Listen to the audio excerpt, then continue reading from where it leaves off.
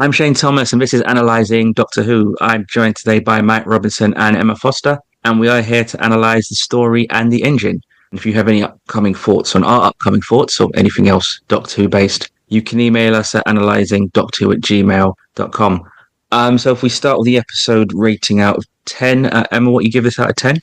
I'm going to go with an 8 for this one. Okay, Mike, your rating? A 9. Okay, I'm giving it 7. Mike, so if we ask, what was your favourite part of this episode?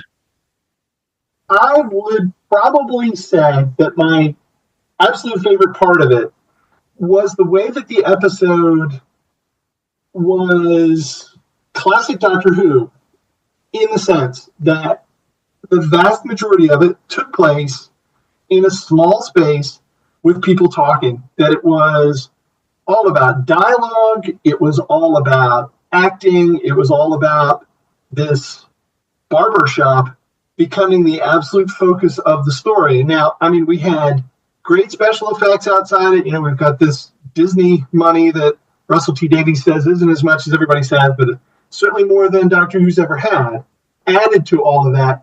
But it really is absolutely Doctor Who at its best, which was, you know, a show that would always overcome its special effects limits with dialogue and character. So that was my favorite part, just at certain points, so many characters were just talking and doing things. It was really just amazing. Interesting you mentioned like dialogue in particular, because there's something I want to say more about this, but for those who don't know, the writer of this episode, Inwa Ellams, is a playwright, and that's where a lot of his writing's been done. And I did see someone say that this episode, it felt like you could tell it was written by a playwright rather than someone who has experience in TV. You really could have done it on stage. You really could have done that as a very creative little stage play, and it really just worked very, very well in that regard. I think that's always been Doctor Who's strength. I think that's why Big Finish to audio productions work so well, because it's always been such a talk-based program. But this was just a joy to listen to watch too, but to absolutely listen to, and to listen to all these characters just speaking so quickly was amazing. So Emma, what was your favourite part of this episode? I think the visual style for me this episode, especially the sequences when they had the men telling their stories and they had that kind of picture window on the wall, like sort of projecting what they were saying onto the wall there.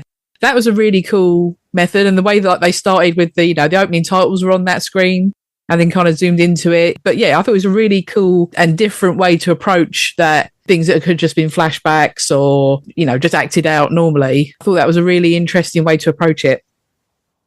I mean, one of the things that really stood out about this episode is, I think, is this the first of the series that's been directed by Michaela McPherson? She herself was the first time director. I think it's the first black director of this series. I mean, it's not Mike Scorsese or anything, but some of the visual stuff she did, I really liked. And not just a note for her, but the production design. I think did a really good job, because this is all filmed in South Wales. There was talk that they thought, can we actually film this in Lagos? And they looked at the price just to get everyone transported over there. And they were just like, yeah, we can't really do that. It's not viable. But yes, the visual style really worked. Some of Michaela McPherson's, even some of her shots, there's like a lovely shot with them, when the doctor's in the chair for the first time and the barber is like right up in his face. And it's a really, really striking shot of the two of them kind of eyeball to eyeball. And the shot with them when Abena has the doctor in the chair. And she's telling the story of hair being used as maps for enslaved people trying to free themselves. And there's a shot of them in the mirror, just in a very small mirror, which I'm sure must have been murder set up. But yeah, it was actually visually very striking. Some of the camera shots and like some of the production design, obviously the colouring, very distinctive West African colouring. It's definitely not an episode. I don't think I've ever seen an episode of Doctor Who look like this. No. What struck me about it as well, I was just thinking, especially just from the 5 episodes we've had this series, and it looks so different week to week. It's always interesting to me that after all this time, with 60 years of Doctor Who, they're still coming up with new ways to present this show. You can't be mad at that. That's a good point, and also if you think this is one thing that Doctor Who I think does that just no other show does or probably can do, is that if you take an episode like The Well, was that 2 weeks ago? Yeah. It's a fortnight ago, The Well, and you take this, and the only really way you know this is from the same show is your two leads. Like, nothing about those 2 episodes really feels similar at all. And so they're incredibly different and distinctive, and yet part of all one whole. Neither doesn't feel like they couldn't be in Doctor Who. So yeah, I mean, that's really to the credit of not just this episode, but yeah, the whole series so far. There were 2 or 3 things that stood out, but I think of just sheer joy I got from this was the reveal of the Fugitive Doctor. Yeah. When that scene's being set up, this is actually more great camera work from McPherson. The camera starts to rotate, so then you can't see the Doctor's face for a second. And usually when that happens in anything, when the camera comes around the other side, you see something different, or you see the character's facial reaction be different, or something. They're hiding it and then revealing it for a reason. Something's going to be revealed. I didn't realize it was going to be that.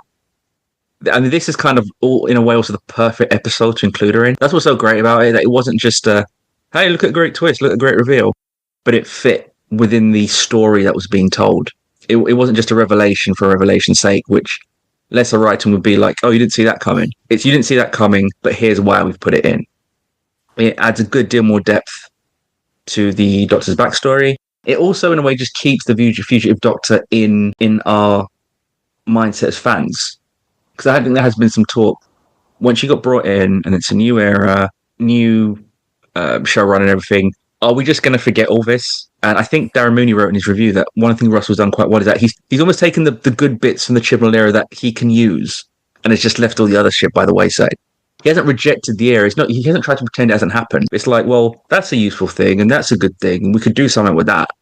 And he has found a way to get that back in. Another point is one thing that came up online, because there has been, again, the general reaction for this episode has been very positive. There has been a few, and I think some of these people are just trolls, so I won't worry too much about them. But a few ignorant responses, a few people not understanding the cultural differences and stuff. And one thing that has come up is the notion of this Doctor being put in to a country there that has homophobic laws. And one thing that came up was a good tweet I saw online from actually a black queer fan himself. And he actually said one of the most understated elements of this is that Abena was betrothed to the fugitive. So it's like 2 women. And it's just an important reminder of, like, first, a lot of the homophobic laws in Africa are colonial imports. And also actually the fact that you have a queer Doctor, we believe to be a queer Doctor, in the 15th, and also the fugitive, is that they're feeling accepted in a place that many black queer people don't feel welcome. And it's the daughter of an African god being betrothed to another woman. And like in the real world, that'd be an issue, but I think the bigger issue might be, aliens and Time Lords rather than homophobia. In the world of this episode, it's without question. There's not the fugitive Doctor was engaged to Abena, and then we don't cut to like a couple of the men in the barbershop, screwing up their face or anything like that. It's a natural part of the story, which is a great thing. And as a moment, it reminded me a bit of like the best kind of reveals in Marvel movies, like in, I might say spoilers, a few years ago now, but in Spider-Man No Way Home, when Andrew Garfield shows up, and then when Tobey Maguire shows up. And I remember the reaction in the cinema in that moment, or even in Avengers Endgame when the heroes will start to come back one by one. It reminded me a bit of that. It was, I mean, my personal reaction sums it up. Is that earlier in the day, I went to the Emirates. It was a final game of the league season. Arsenal played Man United. Arsenal won 4-3.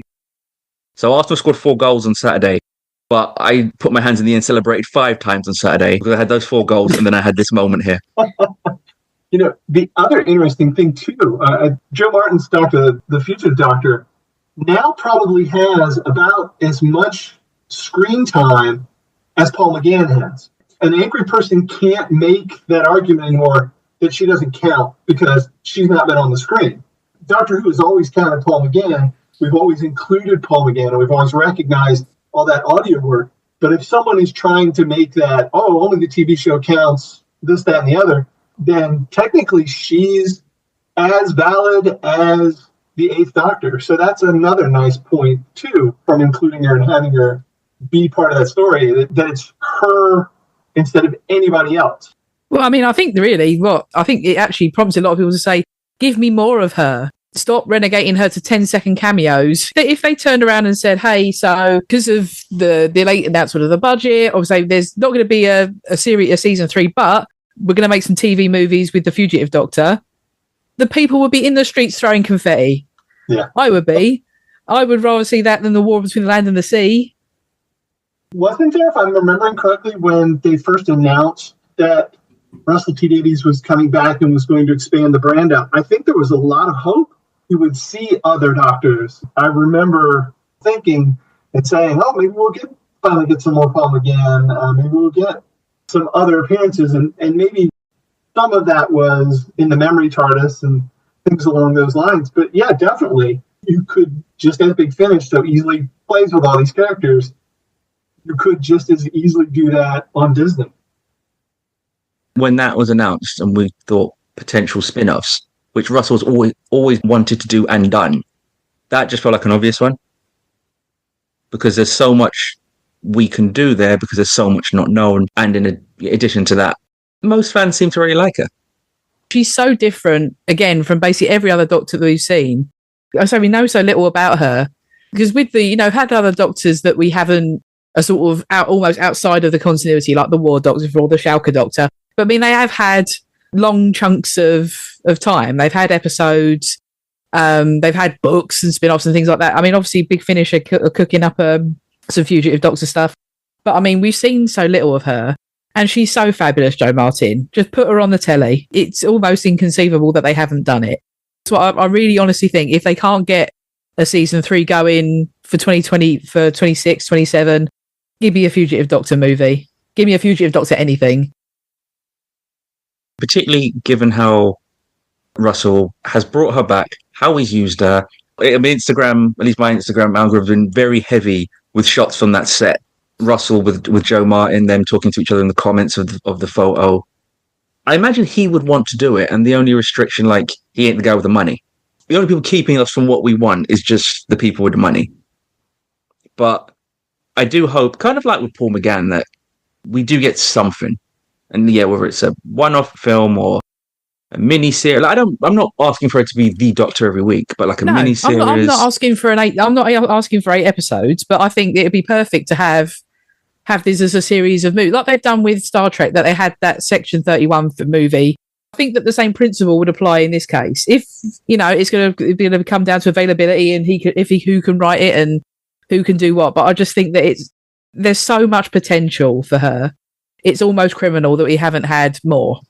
It's a classic Marvel Comics strategy to have a quick guest star in something, to have a quick cameo in something. It's a great way to build the universe. And I'm not saying it's unique to Marvel. So yes, it could also be a testing of the waters, an ability to turn around to Disney and say, oh, see how everybody got all excited about that? Well, imagine what would happen if we gave her a full hour or 2 hours or something like that, or just had fun with it.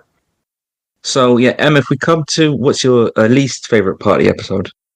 I think it's that it was a kind of a little bit, again, of too much stuff in this to really concentrate on. Once the Doctor shows up, like, the other guys that are in the barbershop kind of fade away into the background and, they hardly have any dialogue. Kind of almost too many ideas, I think, a little bit again. I wish we'd seen more of, like, the spider machine. I thought that was super cool. I felt a little bit like we've had before this thing of, like, the Doctor giving his mind over to the thing to overwhelm it and blow it up, essentially. The Rings of Akaten is kind of the obvious one that springs immediately to mind. So, as much as I really loved the aesthetic and the setting and it was really innovative, there are a couple of little beats in there which I thought were a little bit samey to things that I've seen before from this show. Yeah, mine's actually kind of similar, but I'll hold off that for a second. Mike, what was your least favourite part of this? Can I jump on to what Emma just said there? It reminded me a lot of The Greatest Show in the Galaxy, with that sort of idea of we're being led to essentially a force that's devouring stories and things like that. Maybe the parts that boggled me a little bit was I'm still not quite sure what to do with that contrasting scene in which Belinda is overwhelmed by the marketplace. She's stumbling into people, she's knocking things over, she's dropping things. It seemed, I don't know, almost a little silly. And then she's arrested by the police. I don't know. And then all of a sudden it went away. It just felt a little bit like filler.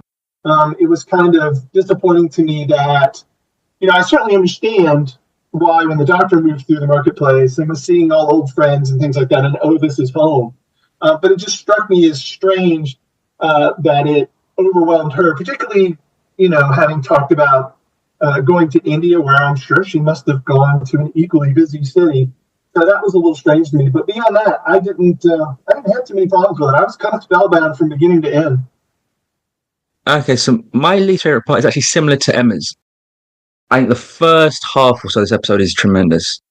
And then when we get to the bit of like the revelation of the barber and who he is, it gets a little bit convoluted because we're going from a story initially of sit in the chair, tell stories because it needs feeding. Like the barbershop, it seems needs feeding.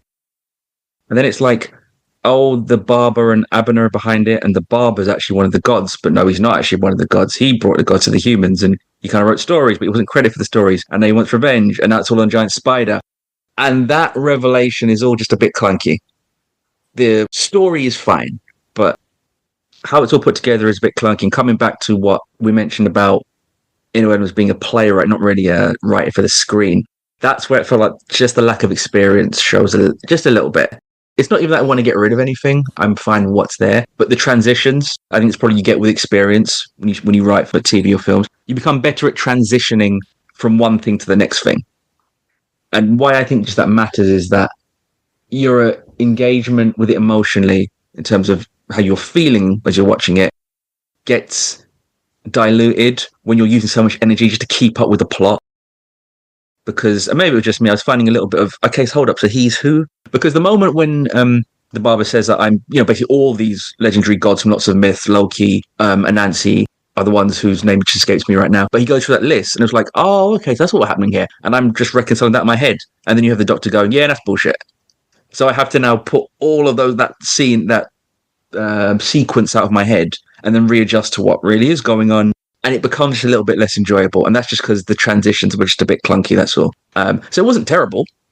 I didn't think it was bad. And the actual occurrences are fine. It was just how they were executed. I've got to say, I'm just relieved that I was waiting for him to say, my name's actually like Harry Barbaringer or something like that. Mm-hmm. And then we would have put the letters falling off something and it would be Harbinger. I'm glad they didn't, I think, obviously play with the expectations of people who watch this show and pay attention. I think we were sort of all waiting in fear for that revelation, and we were going to have yet another kind of chaos god kind of story, which we kind of did but kind of didn't, which is sort of interesting, subverting the kind of the expectation, I suppose, of the regular audience, if you like. Whereas I think if you were watching it and you didn't watch Who regularly, that would sort of not bother you too much. I wonder if when Russell was commissioning this script, that obviously he's had the whole plot line in mind, I presume.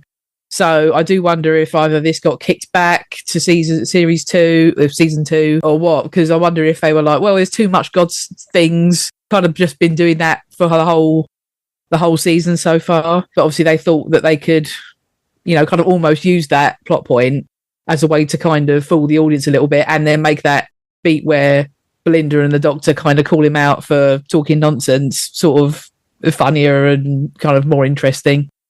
Yeah, possibly. I think it's a little bit of execution. I think it's where if this were like Elohim's third or fourth Doctor episode, I think this part of the episode is just a bit better. Because I don't think the idea is a bad idea at all. It's just a little bit with the executions. I mean, it's difficult. But obviously, it's not easy to do this. And part of to come back to your least favourite bit, Emma, I think we mentioned this last week. I do think some of these episodes are having some understandable difficulties with the time limit. I'm sure all of them are thinking, if only we had not even an hour, if we had 54 minutes. If you could have given us 54 minutes, everything would be a lot more smoother. And I think at times, they're wanting to stretch a little bit and they can't because they're in a slightly condensed box of 45 minutes to get everything in.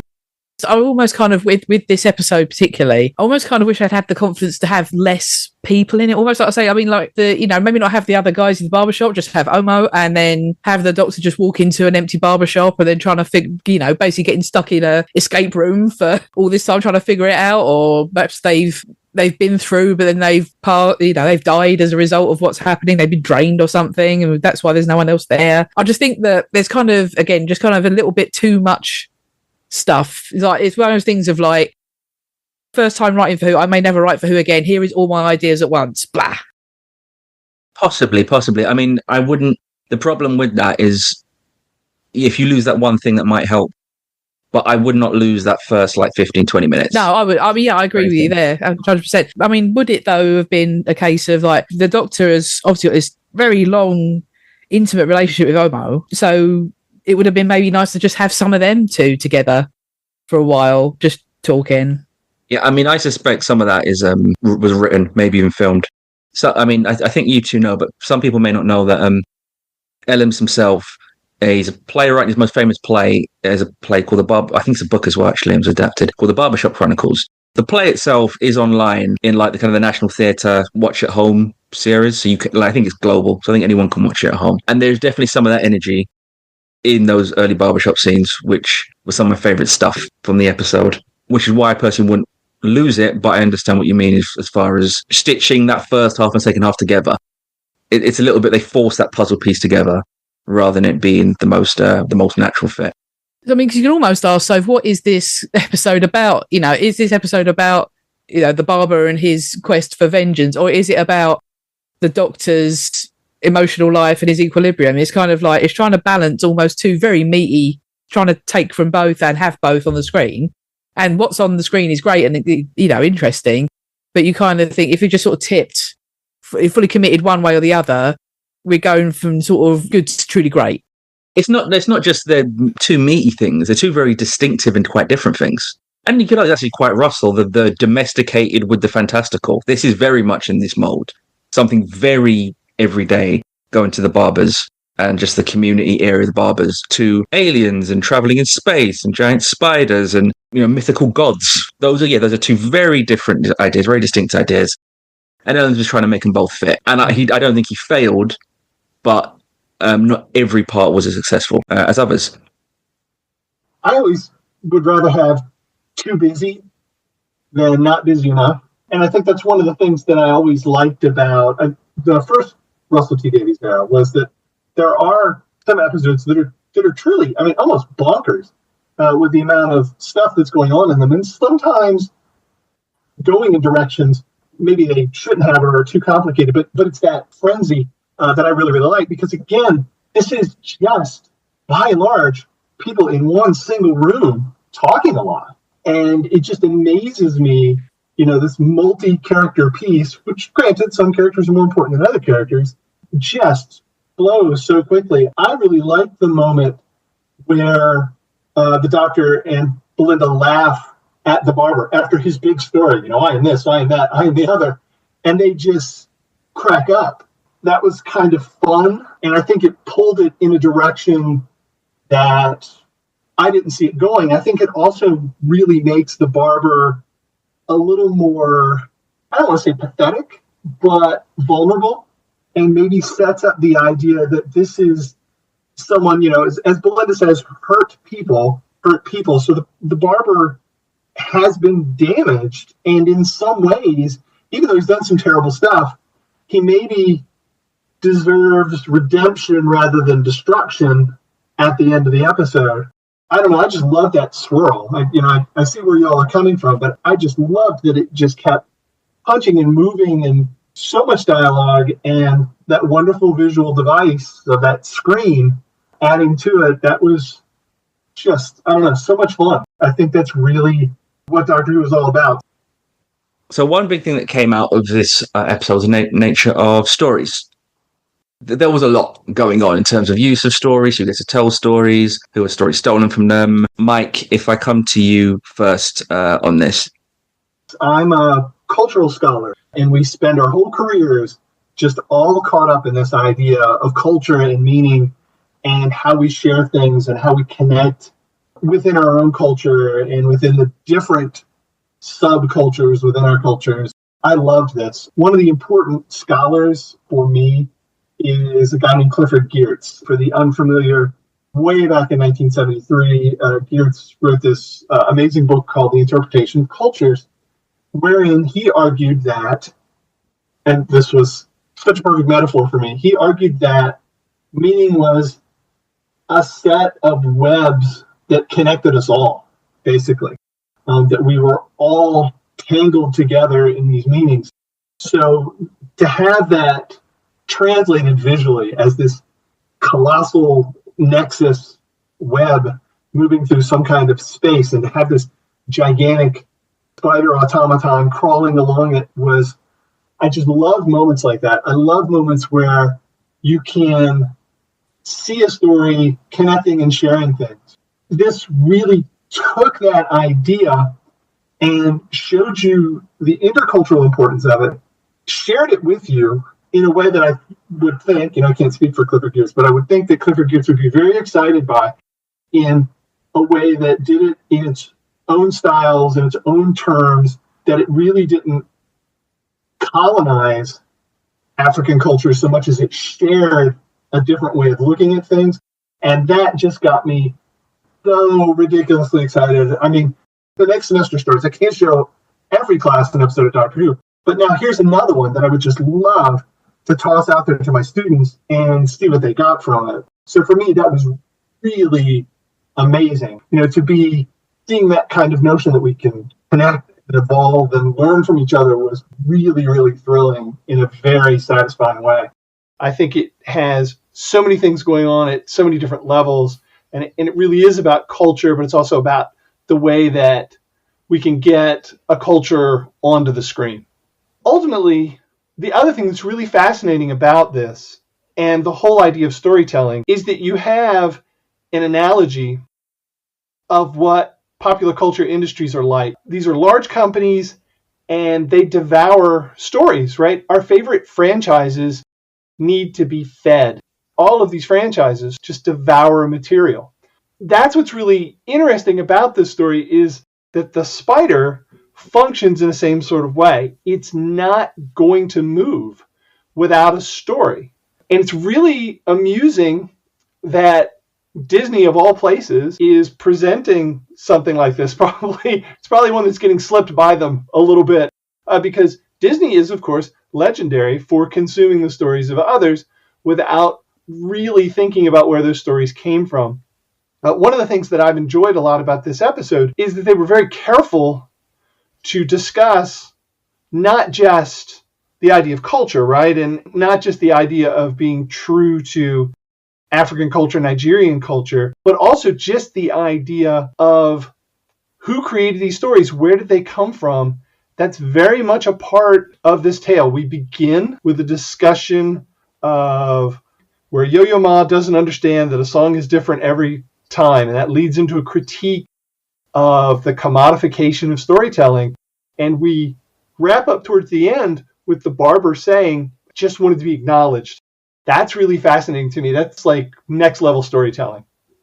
Actually, on that interesting point as well, is you mentioned the corporation is the beast that had to be fed, which I think you're probably more accurate, because I'd always taken it a little bit as audience or even fans. Like, we're the ones demanding more story. Like, when's the new season of so-and-so show coming out? I want it now. So I was thinking more us than corporation, but you're probably right. And the timing of this episode is unintentionally very appropriate, because Sinners is obviously doing great at the box office right now. A lot of that film is concerned with something similar. And you notice the spider needs the story to move, and once the spider gets hold of the Doctor, it really starts to move. Once it has all that rich narrative to work with. Emma, if I'd come to you on how stories was used as a theme. It is that sort of meta commentary on that Disney being the all-consuming IP goblin of the world at the moment, kind of consuming, they think might catch on in some way, shape or form, catch the algorithm and keep the machinery moving. I thought it was interesting as well that the Doctor kind of directly shouts out the MCU as well, which is one of the big stories of the last, maybe 15 years, I guess. I think that it's interesting to sort of view it through the lens of it's being turned into a commodity and it's a currency in this episode, in that the coins that get you out of the problem, if you see what I mean. I think that it's particularly poignant in Doctor Who to have an episode which is very focused on stories, because there's that famous, I believe it's Matt Smith line, we're all stories in the end, let's make it a good one. And that is essentially what this story boils down to. To slightly cycle back to one of Mike's points, is stories in this episode are not, even though this is part of a television show, which is part of IP that does generate revenue for corporations, the stories being in these episodes are very much stories being used in a kind of a non-capitalist way in terms of how they're used in this episode. I mean, they're used in a way that they can help people feel more at home. And particularly if someone asks you for a story, it is something of a sign that you're valued enough that people actually care what you think and care what you have to say. I mean, that aligns with the notion of the doctor feeling at home in this barbershop. If someone, asks for your opinion, it in a way means they somewhat value you to a degree. Because I think everyone's probably experienced this. One of the most frustrating things is if you're telling someone a story, you're saying, oh, here's what happened to so-and-so, here's what happened to me. And about halfway through, you realise that you're not listening. But even if they're not doing it on purpose, you do then feel a little bit disrespected, a little bit, you don't value anything I have to say at all, do you? And in this space, no one is talking over anyone. No one is saying your story's boring. Here's my one. So there's nothing like that happening in this space. And it fits very nicely with the Black Barbershop, which is just such a perfect location because these spaces are so often, I think Joe Martin has said this in the behind the scenes, these places are so often homes of stories. I was at the Barbers a couple of weeks ago, and as soon as I went in, I went in the middle of a story. In any barbershop, you will just generally hear that. And in a way, the Doctor has felt like this barbershop was kind of a home for someone who, at the moment at least, has no home. Like he mentions about, I don't go in there for cuts. And it's true, it's so common that people will go in the barbers and they're not there to get their hair cut. I've been in there and it's like, that person's been there for a while and they don't look like they need a haircut and they're not getting in the chair when the last person leaves. And then it's your turn, you're like, does this guy need to go first? And they're like, no, you go. And yeah, they're just there. It is just a true community space. Actual films that have done this very well. The film Barbershop. I just realized today that this was something worth saving. Worth saving? Worth saving? This ain't no goddamn school of the blind, coward. This is the barbershop. The place where a black man means something. Cornerstone neighborhood. Our own country club. I mean, can't you see that?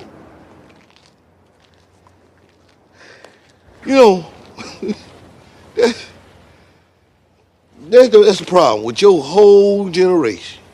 Y'all you don't believe in nothing.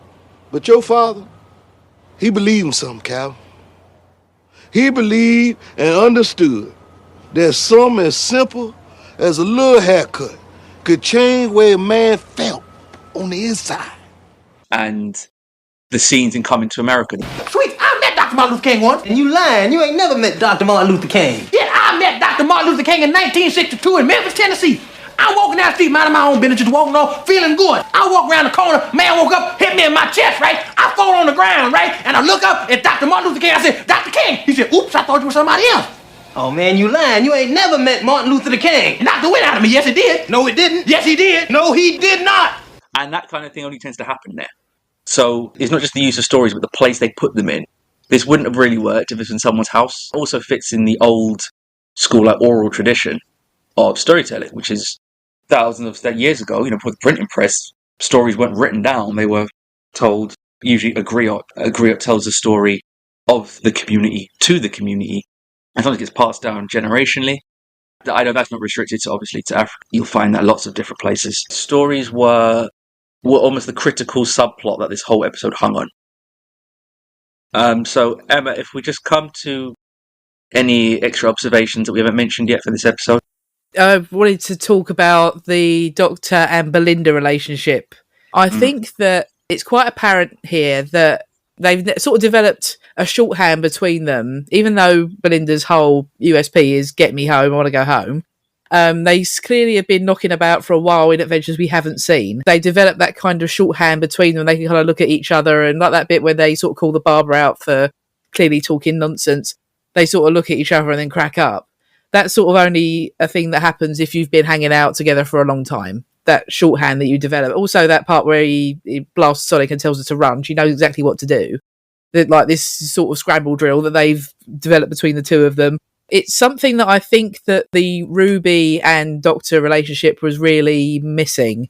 I'm not here to slate Millie, slate Ruby, slate season 1, any of that. Not at all. But what I think sort of didn't happen, but kind of was almost missing from that relationship is it felt very surface level. They're always telling us that they're best friends, this sort of thing, but it was kind of missing this stuff.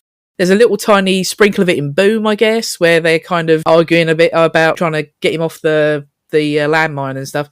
But it didn't have this depth that we've developed with Belinda, even though she is extremely reluctant to be a companion. She's in this weird 50-50 sort of Tegan Javanka energy of like, I want to go home, but also I'm kind of loving this a bit and enjoying this stuff that we've got going on here. I am seeing talk about this among some of the fandom online, and like you, I mean, we're both massive fans of Millie Gibson, and I really like Ruby as a companion too. But there is something there, and it's something that I haven't come to a fully formed opinion on. It might be something we look back on when we do like the series review. But there is something there in that partnership between them, and I don't know if it's better writing, Ncuti becoming more at ease with being the Doctor, Barrett herself being very good. I don't know what it is, but there is something there in the interactions. I particularly think the one in the TARDIS before he goes to the barbershop. There's a real intimacy between them. Yeah, I think he's a little bit, it might be like an experience thing as an actor. Rose a bit older, she's, worked on other, she's been in Star Wars prequel, she's an Andor, been around the block a bit more than Millie has, which, again, no disrespect to her, but I mean, when she was on season 1, she's 18, 19 years old. It's her first big, massive job. Threw her right in the deep end, trying to do 73 yards on her own, all that stuff. We praise her to the sky. She could do it. But I think it probably did affect how they worked on their chemistry together. And, she's coming to it a lot more raw and feeling her way out and trying to understand how to work with the crew. And on this massive show, not coming into it immediately to develop that chemistry with Ncuti, whereas obviously that's a bit of a different experience for Rada. So it's a case of, is it a bit of that? It's just a bit of agent experience and having more time to develop that chemistry. And it sort of reminded me a bit, like you're saying, he's more comfortable as the Doctor. It's something that Peter Capaldi said, that it took him a year before he looked in the mirror and saw the 12th Doctor looking back at him. Is it a case that he's much more at ease with his portrayal of the Doctor now, and he feels like obviously he knows how to interact with the companion differently than Ruby? It always takes a year to learn the language. I definitely think we're seeing that in this current series with Ncuti. I mean, also I'm literally thinking in real time, these are not fully formed thoughts at all, but the idea of Belinda has had a bit more life. I don't even think of the actors now, I think of the characters. Belinda's a bit more life experience, Ruby a lot less so. So when Ncuti's talking about realising that his body changes and how he's treated, Barada, and I don't just think it's because she's a fellow person of colour. There's just a understanding of, I've lived some life and you've obviously lived a massive life, so I kind of get it. Ruby hasn't lived as much life yet. And I mean in very subtle nuances. Maybe that's coming through a little bit. But I agree, they're a great pairing, these two. I think it's just when you obviously compare the two together, that's when it really sort of becomes noticeable, I would say, that difference in approach, if you see what I mean. I think it's not all the acting. I think it is definitely the choices that Russell's making. I wonder if it's sort of a bit in season 1, because they envisaged it as a jumping on point. They wanted Ruby to be a bit more, I don't want to say a blank slate, because again, that seems harsh to her and her choices and how they wrote her. I don't think that's entirely fair. But is it maybe fair to say that they wanted someone a bit less complicated? Someone that, that is easy to relate to, easy to understand, that she's a young person, newly moved down south to London. She's got a nan, a mum.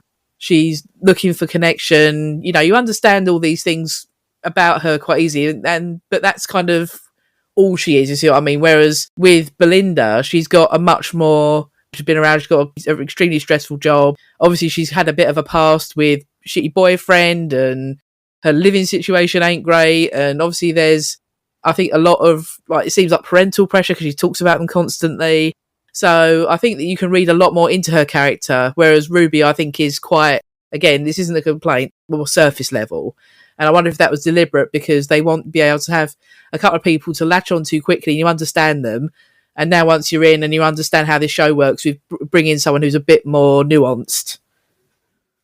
And what you're saying about Belinda, that's assuming that even your theories are true, and your theory isn't true. Just the on basic on-screen stuff, assuming Belinda. Yeah, I mean, if my theory is true, and obviously then we've got magnitudes more stuff going on. But if I am completely wrong, and then she is exactly who she purports to be, then yeah, I just think that she is much more of what we expect out of a companion, more than what we get in Ruby.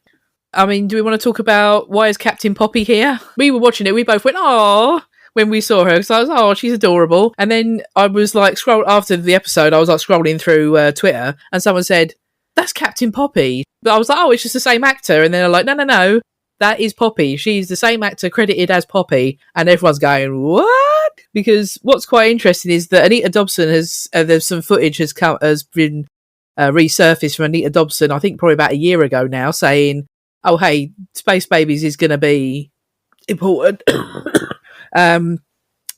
So keep an eye out for it. And here it is, apparently. The only other thing I would bring up as well, I think that I saw a few people complaining about Mrs. Flood popping up in this. To a degree, I was like, yeah, I get it. But I think that that's kind of the point of her popping up in this. Again, if my theory rings true, and that she's the one who's kind of constructing this narrative for the benefit of someone else. The fact that she pops up in the story that the Doctor's telling, and obviously he would have had no knowledge of her being there, or she's just popping in sort of unwarranted, if you see what I mean. That's kind of the point. The fact that she's there kind of obtrusively and not meant to be there, but here she is anyway. I think that is what we're supposed to take away from it. She's not supposed to be in this story. Why is she? Rather than sort of feeling like she's being shoehorned in, I think. Because people are like, well, this is just Sutek over again. But I think that it's different from that. And I think we haven't, it seems like it's come around very quickly. We've only got one more standalone episode, and then we're into the finale two-parter. Exactly that. And also, at this point, if she hadn't have appeared in this episode, wouldn't have there been more questions? Why is Mrs. Flood not in this week? She's been in every week. So I totally agree. So Mike, you have any observations that we've missed? As Emma was talking, one of the really interesting things about Belinda is that she's a nurse. And my mother's a nurse, and that's always really great. I mean, it's not like we're lacking for nurses on television. And we have had a nurse in Doctor Who, right? We've had Rory. But Belinda feels like a nurse to me. My mother, this is a terrible thing to say if there's doctors in the audience, but my mother said that the main purpose of a nurse was to keep a doctor from killing somebody. The person that was there to make sure that the patient was looked after. And we see that in that flashback story. Whoever that particular physician was treating the older woman, he was missing something, and Belinda points it out, saves her life, right? Gets flowers at the end. That's really interesting to me, and I think that's part of that effectiveness that Emma was noting, or that difference. The Doctor and companion teams, they always have a kind of a different feel. Like sometimes the Seventh Doctor and Ace, it's almost like a strike team. Like, we're in, boom, boom, do these things. It's definitely different with the Doctor and Ruby. They are always just having a blast and having a good time. But here it feels, I don't think the word is quite professional, but it's like they both, as the doctor and the nurse, both have a kind of similar path that lets them do things in a more, effective is not the right word, but maybe a more direct way, which I think is really interesting. And they highlight this aspect of her quite a bit. Belinda's often been given nursing duties that are beyond, they're certainly wrapped around someone's care, but it's beyond just, oh, let me put this bandage on you while you deliver exposition, or, let me put this on you and ask you, does it hurt? That's something I really, really like about this pairing. I certainly hope there is nothing sinister about this pairing, but that'll be interesting if it is. The other thing that I think is really interesting, Doctor Who has been criticized in the past for not providing a wide variety of faces, progressiveness, diversity, however one wants to explain that or describe it. I think this episode is really fascinating because maybe about 10, 15 minutes into it, it just occurred to me, I think I'm watching an episode of Doctor Who where I haven't seen any faces that look like mine, any faces that are white, which is never happens. Now, when you get to Belinda's flashback, which is probably a little earlier than I remember, you get some supporting characters. You get Mrs. Flood, and you get the patient, and I think I don't know what the term is over there. Here we would call them paramedics or EMTs maybe, but that's it. So the main characters of consequence in this story are all people of color, and that's very exciting. It should be noted. Doctor Who has certainly done a better job. This is a way to get away from that old Star Trek, criticism. Oh, in Star Trek you have some diversity, but look who's sitting in that chair. But here, because this is set where it's set and it's told the way it's told and it's about what it's about, you get this really great way to provide something very different for the show in a really meaningful way, in an exciting way, in a progressive way, in a non-exploitive way. I think that's really exciting to see. I mean, in some ways it feels a little bit like, mention one Ryan Coogler film, now mention another one. A little bit like Black Panther, in terms of the optics at least, where so many different types of leading to supporting, antagonists, protagonists, the comedy relief, the serious lead, like all of that. You're seeing so many different types of black characters, which again, you see very much here. And the thing is that diversity in the context of the whole show, in the episode, very much like Black Panther, is actually, in a way, it's actually quite mono-racial. Like you say, my kids, you're looking around, it's like black person, black person, black person, black person. And not in a negative way or this is a problem. But this is definitely new in terms of what we're used to getting. Like, I do think that as far as actual, general optical diversity, Doctor Who goes, I think Stephen Moffat, the back end of Moffat's era, you could see some improvements. Chibnall, I think, was very good at this. And I think this era of Russell was continued. Like, that baton's been passed on and Russell was really run with it very well. Not just in terms of race. But yes, this is new. And a lot of black fans have been very happy, from what I can see, at least online. I'm happy. And it's not specifically the optics. It's more the, I'd say, cultural authenticity, for want of a better phrase. So much about this, and I'm not, I'm of half African descent, but I'm not from West, my descendants don't come from West Africa. But culturally, so much was very recognisable to me.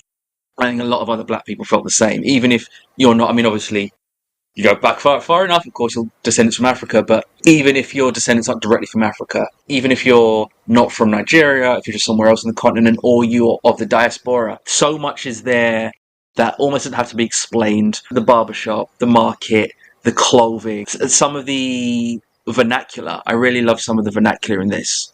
One of the things that happens in this episode, I think a couple of times, characters put the letter O on the end of a sentence, and that's the very deliberate thing. It's a very deliberate thing that kind of happens when Nigerians speak English. There's a song like the Nigerian artist Burna Boy is probably the most famous Nigerian musician right now. Like one of his biggest hits, and in the verses he puts the letter O at the end of pretty much every line. And yes, that does mean that they all rhyme quite easily. But he's not just doing that to make it rhyme. He's doing it because that's actually a very authentic way of speaking that he would have grown up with. What this has definitely done is broaden Doctor Who, because it's not just a lot of black people in it. And a long way for someone like Russell, because sometimes, particularly in this generation, sometimes someone does something, we kind of lock them in place. Okay, that's what you do and that's who you are. And there's some stuff that Russell's done in the past, not just in Doctor Who, that sometimes when he delved into writing certain things about black people, black characters, it wasn't great. And he has clearly improved. Like, the evidence is there. Obviously, he didn't write this, but he has clearly improved himself as far as his own skill as a writer. And in a way, I think maybe the best thing, like, I don't know, we'll never know exactly how much Russell rewrote himself, but in a way, it felt the best thing Russell did in this episode, maybe get out of the way and say to Inouye, you know this better than me, off you go. And I'm not going to come in and tell you, oh, well, that language choice, is that really right? Or I'm not sure if the audience will get, like, it's like, no, we want this to be culturally authentic, and you know how to do that, so you go do that. Sorry, Mike, do you have anything else? Exactly, and then to tie it back to Clifford Geertz, this is how we learn. I'm a white middle-class kid from an American suburb, and I don't know anything about this. And I'm not saying that I now know everything about this, but because of that authenticity, I now understand better. I think that's what's really exciting about a show that does this. We can pull in all of these different ideas and all these different stories, and I think when that's going, and it's going at its best, and people are careful, and people are authentic, and people are included, we can get some really exciting opportunities. And then it shows the power of stories in terms of the benefit, because I'm sure you're not in a minority of one there. So other things I just noticed. I mentioned obviously the vernacular. I mean, there was even that great line where the doctor's in the market and he's saying hi to him, saying hi to hi auntie, hi uncle, and he uses the phrase "how far now?" and things like that. That's when I was like, oh, okay, they've really let Ino Ellams. They've let him do this properly. They haven't like said we're doing you a favour to give this episode, but we're not really going to let you create it because you don't. What do you know about Doctor? What do you know about writing television? We know. It's like no, they said to him, no, off you go, and we'll be there to help you when you need support, but we trust your talent. And things like that were the proof. Like that part of the episode when I'm seeing say hi uncle, hi auntie, how far now? And I'm like, oh, they're doing this properly. They're not just, we're not going to stick a load of black people on screen, stick them in some bright West African themed clothes, stick them in a market, and there we go, job done. It's like, no, you've really, really put the work in to try and get as detailed as you can in the setting. And then you stick your adventure on top of that. And there are quite a few parallels with the barber and the doctor. As far as a mysterious person uses a moniker, we don't know what their actual name is. It doesn't really matter what their name is. In this vehicle that seems to travel through space and maybe time. As the episode was developing, I was thinking, this feels a bit like a TARDIS, this barbershop. I was worried there was going to be, when we were getting the reveal of who the barber was, I was like, is this going to be another Time Lord? And is this going to be like the Rani reveal? And thank God it wasn't. I think people forget just a bit of just point of order with the Rani. People bang on about the Rani endlessly because obviously that's sort of the one kind of other rogue Time Lord sort of with the Master that we haven't seen a minute of in the Return series. And there is kind of a boring reason for that in that I believe they still are, as we speak, that the rights to the character of the Rani are actually in dispute between the estate of the original creator and the BBC, essentially.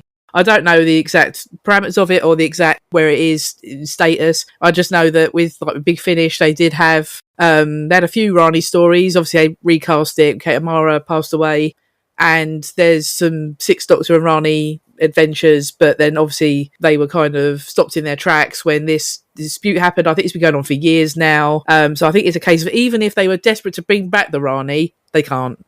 So there's quite a few instances of monsters and characters. You have to seek permission to use them, and as I understand it at the moment, I mean, check me on this, but I think the Rani character is not available for use. So I think even if they were desperate to bring her back, they can't. So one thing that Adams pointed out, there's a great point about the barbershop, is that barbershops in the real world are actually a rare place of kind of intimacy for black men in particular, because of you have to literally be in close proximity with someone else. You are kind of leaving yourself vulnerable is probably not the right phrase, because this isn't Sweeney Todd, but you are leaving yourself in the hands of someone else. And there is almost there can be something almost slightly therapeutic about it. I think that's part of the appeal of it for people. Like, we don't tend to have the spa, but like we have the barbershop. And that kind of cultural communion, I think, makes sense why Belinda doesn't appear at first.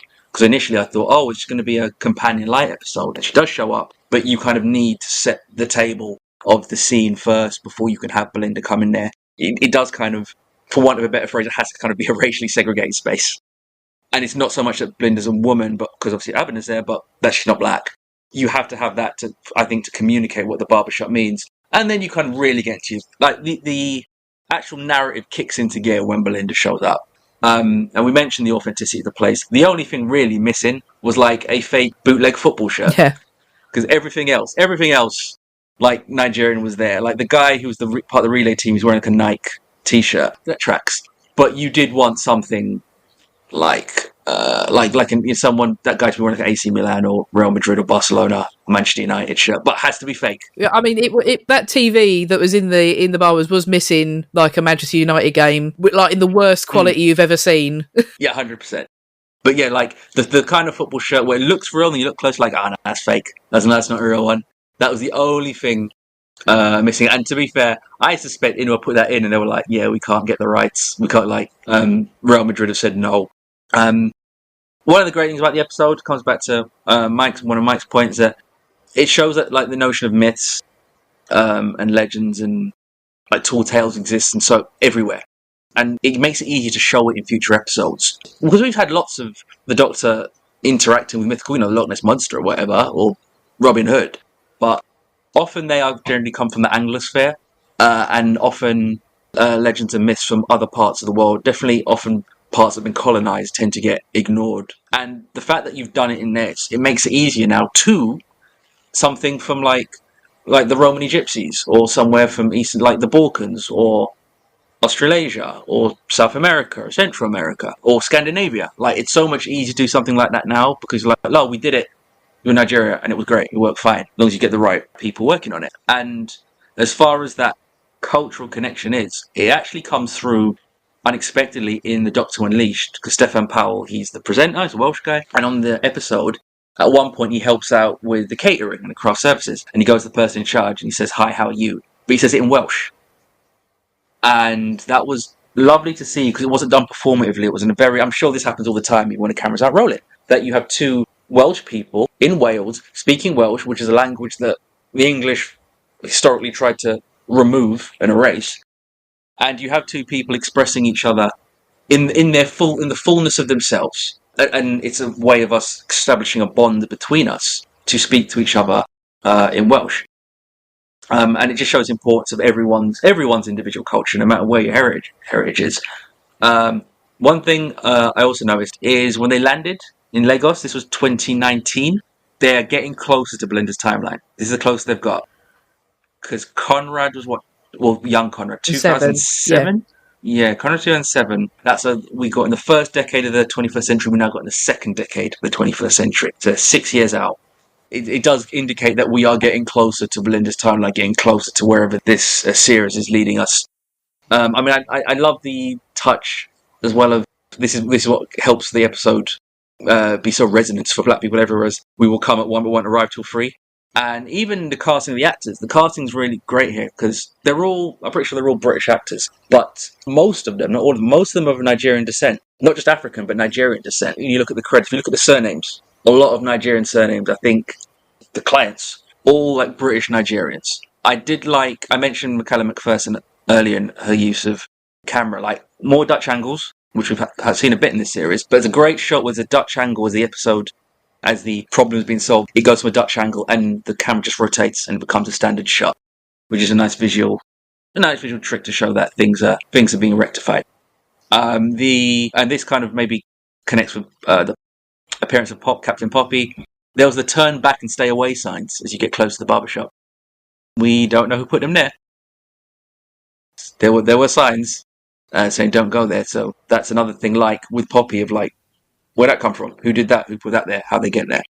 They don't seem to be there afterwards. Also, to just piggyback the point you made about Belinda, Emma, is when we find out more about Abena, Belinda immediately shows a lot of empathy for her, and I think this probably comes through with her profession. Like, I think she's one of the most empathetic companions I can remember seeing. Yeah, I think that it must come from nursing a bit, because I think that you're probably in that especially working in, what we would call casualty, ER, I suppose, that you have people who are just lashing out because they're cross and in pain, upset for a million reasons. So I think she's more than used to dealing with people who are kind of lashing out against something that's not what they're actually mad about, if you see what I mean. Yeah, definitely. And she does. We've seen it a few times. I've seen it was very clear here, but I've seen it quite a bit with her. Incredibly empathetic companion. I think it's part of why maybe audiences are really taking to her. Because you just think, what a great, like, she'd be the most, in your friend group, she'd be the reliable friend. Oh, she's definitely the mum friend. Like, if you're going out on a night out with your girls and Belinda is there, like, she's the one who's calling the cab and throwing all the piss people baiting it, and then making sure, ringing you, make sure you got home okay, and then, holding your hair back. dropping some paracetamol at your door. The only other thing I noticed about Belinda was the bit where the Doctor combines himself with the engine, and then we start to see the Doctor's own backstory on the TV, and there's a very brief cutaway to Belinda. And that might be quite benign. It's not like there's reasons why you do that, but if Emma's theory from last week comes true, then that reaction takes on new meaning. Yeah, I mean, I'll tell you what, because you were saying about, like, if what I think is happening, like you said, I think the fandom may never recover because they love Belinda. And if it turns out that she's been two-faced all along, I'm not sure how some people are going to cope. The crash outs on Twitter will be legendary. We mentioned it, obviously, the screen in the barbershop.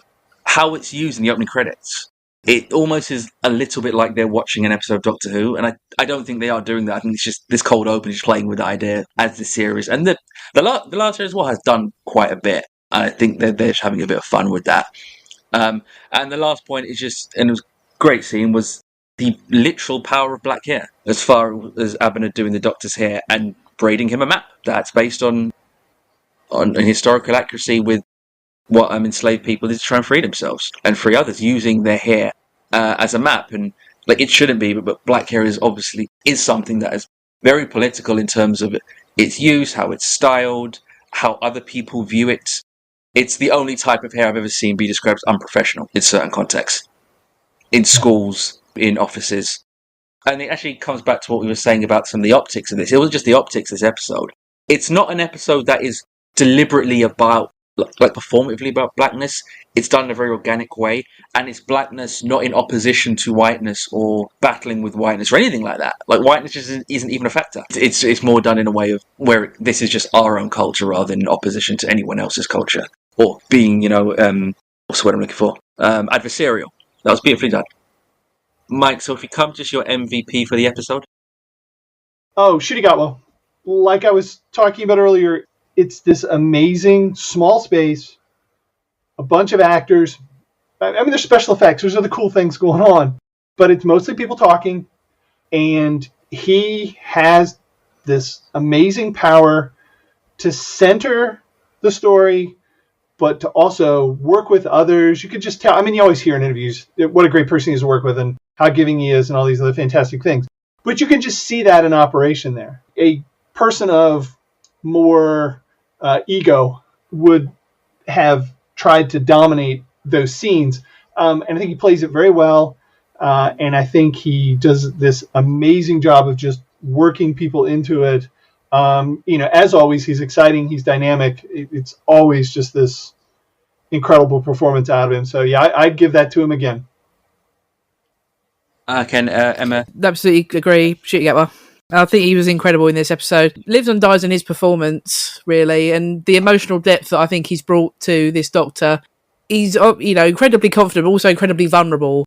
He's adjusting to this, the new body still, in a way, a new reality, coming up with new ways to cope with his emotional pain, where before just crush it down, keep adventuring, keep moving forward because he can't look back. But now he's much more grounded. He's found an outlet, which, why he reacts so strongly when he thinks that almost betrayed him. He's found a healthy way to address all this stuff. And so he's a new take on this old character, which, he could just sort of pick from what's gone before and, just bring him, but he's brought his own energy, his own ideas, the whole different way of looking at him. The way, just everything, the way he delivers the lines, the way he chooses to move in the space, basically every aspect of it is all so fresh and new. And I think that it really, if you didn't buy him in this episode just fails, and he just nailed it.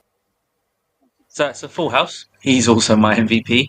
I mean, something I loved about that performance, I mentioned that scene in the TARDIS before he goes to the barbershop. I think that's among the most, in a weird way, most vulnerable he's been. And among the most vulnerable I've ever seen any version of the Doctor. Because he's talking and there's a couple of wry smiles and laughs. When you recount something that is a little bit painful, you sometimes laugh through it. But it's kind of a nervous laugh of, oh God, I'm actually engaging with this. I'm actually talking. I'm actually saying this out loud. I felt it, but I've never actually verbalized it. And he's verbalizing something that he's clearly thought for a while, but has never actually said. It also says something about the connection between him and Belinda that he feels he can with Belinda. And the line about being in the barbershop, I'm able to forget. And that's the kind of thing, if you don't really engage with the tone of it, you might misunderstand what he means. It doesn't mean he forgets that he's black. But what it means, you can forget about what other people think about him being black. It's kind of what I mentioned in one of our earlier pods, that I think it was our episode on The Well. Oh no, sorry, excuse me, our episode on Lux. It's not that this show and this Doctor doesn't see colour, but it's trying not to fixate on how other people see colour. And in this barbershop, I can go to a place where people don't see it as any kind of problem or issue, or just something that even he's commenting on. As far as, again, his performance, and it shows how he's really settling into it, that we see him go from he uses his natural accent for most of it, but sometimes he goes into African accented English and US accented English, and the fact that he feels free to do that. Like, I don't know how much of that is written, how much of that is in Ncuti, but the fact that he's doing that in the performance says to me that he's really come at ease with it. In Capaldi's last series in particular, Capaldi would sometimes mess with his voice. Well, not mess with his voice, but change his voice up. He sometimes sound very posh English in an odd sentence. He does that, I think, at the end of... I think it's either Thin Ice or Oxygen. He does that. He sounds a little bit like Tom Baker.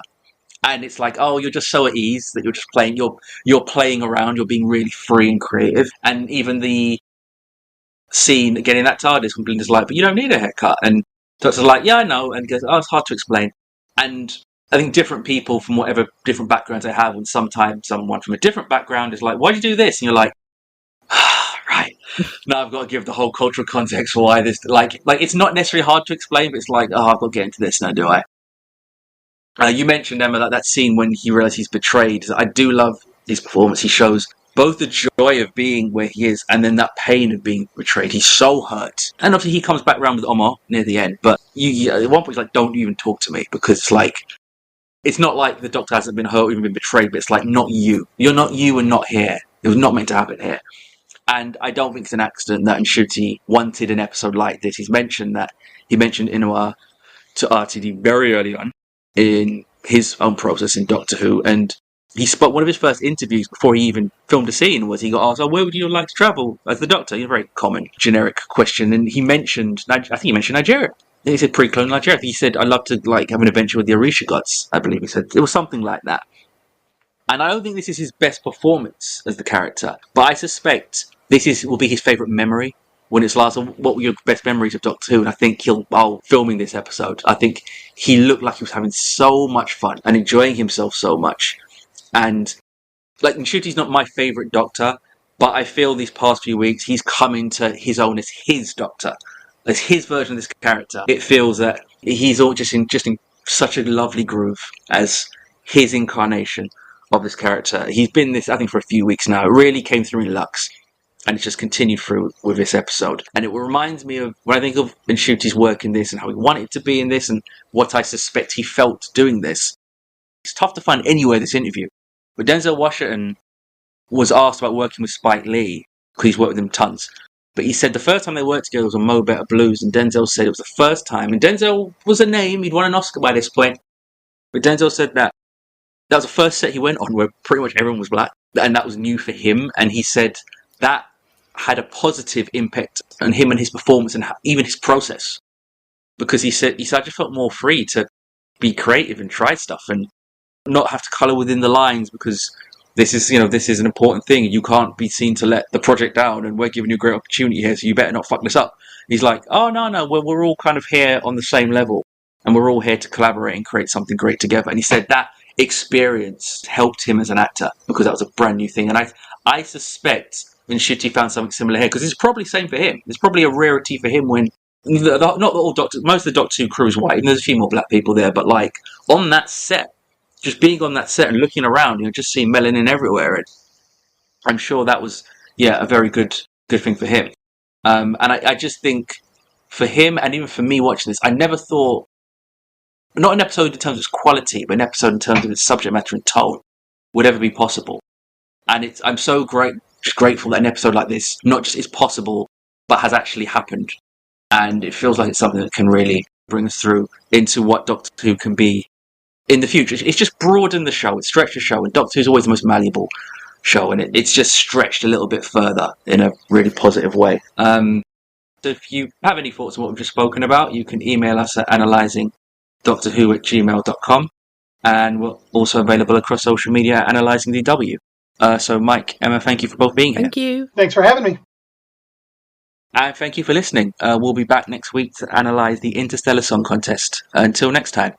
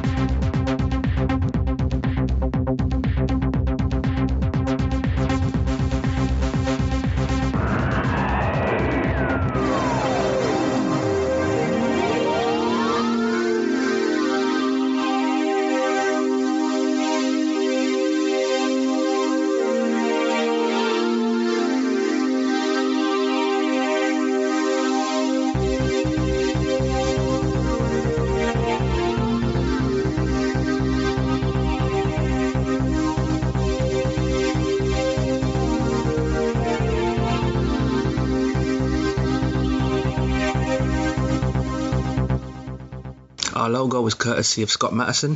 His work can be found at planetrisecreative.com and on Twitter at planetrise. Our theme tune is by Mike Mould. We can be reached at analysingdoctorwho@gmail.com and on Twitter at analysingdw.